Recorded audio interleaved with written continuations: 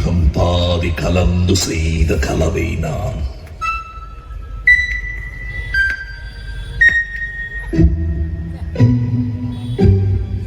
உள்ளே கடவுள் விளங்க முடியா கவிதை நான்.